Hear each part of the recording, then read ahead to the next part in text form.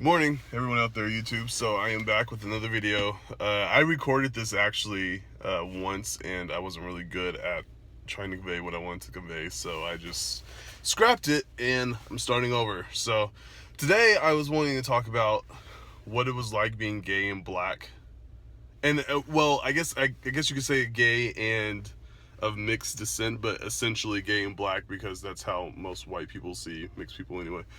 But uh, it's kind of weird because I don't like being politically correct, but it's a topic that you don't really need to be, but I figure to not step on any toes, I'm going to try to do the best that I can. So if I sound like I'm out of place, fuck it. So being gay and black. So I'm going to start with the family structure, because the family structure is what lays the foundation of everything, that black people have to go through, be a man or woman. But I can only speak from a gay black male experience, so I'm gonna just stick with that. So that's what leads the foundation to that's what leads the foundation is the black family, right? The family household. Of course, as with any race, it doesn't matter what it is. The family sets the precedent. So my family, I'm going to speak on my family because I'm just letting you know that the words are not I do not speak for the entirety of black people. I am my own person, as is each and every other black person is their own person. So, be that as it may, do not take what I'm saying and apply it to the entirety of the black community.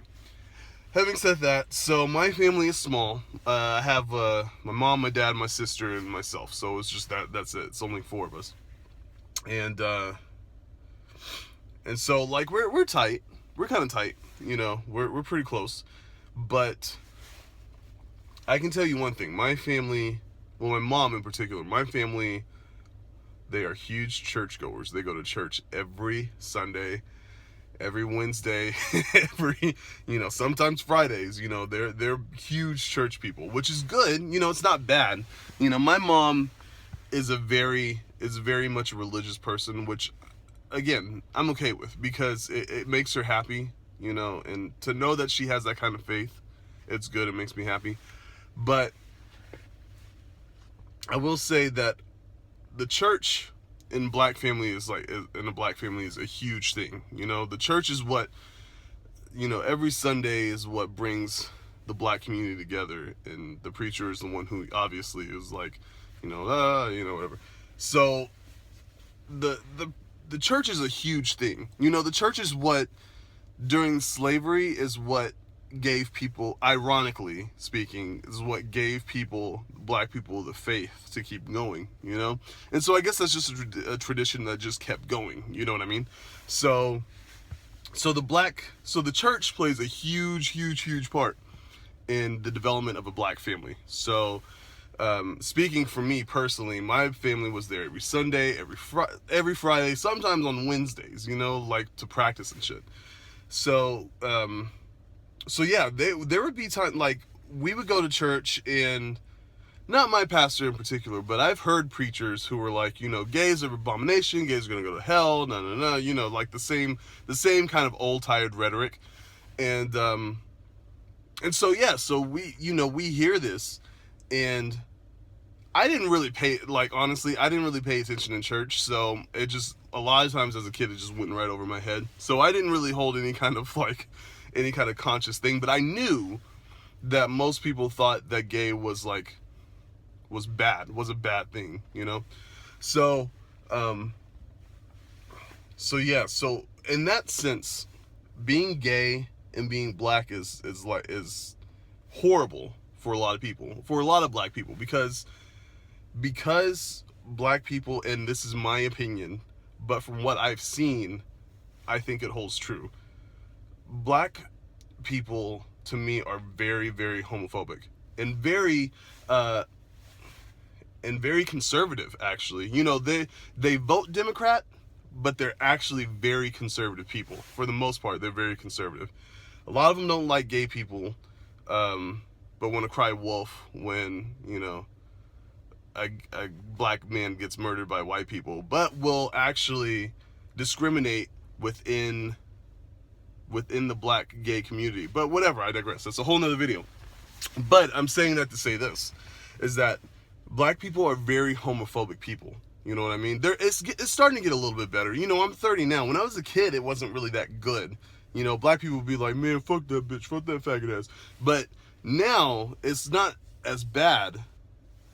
So it's okay. It's no big deal. Like, it's starting to get to that point where it's no big deal now. Whereas before, it was really bad. And, you know, growing up as a kid, you know, especially when I was like 14 or 15, like coming to terms with how I was, like, you know, like sexually speaking, I was always under the impression that white people had it better. You know what I mean? Like, white families, I thought that, you know, when kids would come out, because I had heard nothing but bad things. Like, from my friends, some of my friends had it really hard coming out. You know, some of them got kicked out of their house. And they're black, you know what I mean? So some of the black people got kicked out of their own homes. And, you know, I'm hearing about white people that's like, you know, they come out and it's like, oh, my family was welcoming and, you know, we had a party and they even made me a cake with rainbows on it. And, like, I'm hearing the black people, like my friends and stuff, they're like, they got kicked out, they're disowned, you know, all this shit. And it's like, you know, that alone could persuade or, you know, could disenfranchise a lot of black men, which would lead into, you know, what the DL is, which is basically like guys who marry but still fuck guys on the down low. So you know, that leads into this whole other thing. And a lot of it has to do with the beginnings. A lot of it has to do with the black community. A lot of it has to do with the churches, you know. A lot of people just didn't. A lot of guys just are so afraid of I guess it's just being afraid of being rejected by the family. I guess that's what I think that's what it is. And, you know, for me, if you've watched my videos, you knew I didn't come out until like literally last year. And the reason why I waited, and I didn't even mean to tell her. The reason why I didn't tell her was different, though. I don't care. Like, I love my family to death. I really do. But if they disown me, they disown me. I'm not too fucked up about it. I have my own place. I have a job. I'm not worried about it. But my family loves me enough to where they don't, you know, essentially they don't care. And, you know, if they disown me, they disown me. It wasn't that big of a deal. But luckily, it just slipped out, and she's like okay with it. You know, and I'm pretty sure she kind of had a feeling for a while anyway. But a lot of these black families, like, if you tell them, like, you know, if you tell them you're gay, you're gonna get disowned, you're gonna get beaten, you know. And it's like this is what life has become. You know what I mean? Like, maybe it's getting a little bit better.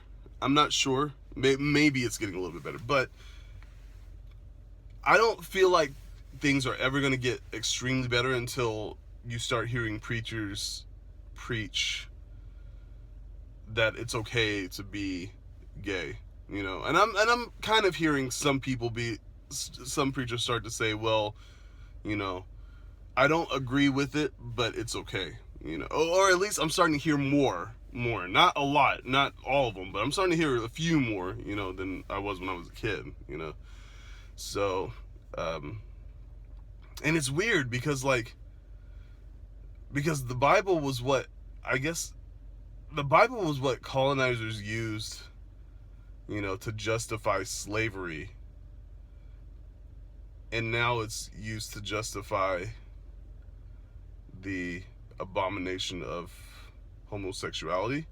And it's like in my mind, I don't understand how there's so much homophobia in the black community when it, like, being black, you're a minority anyway, regardless.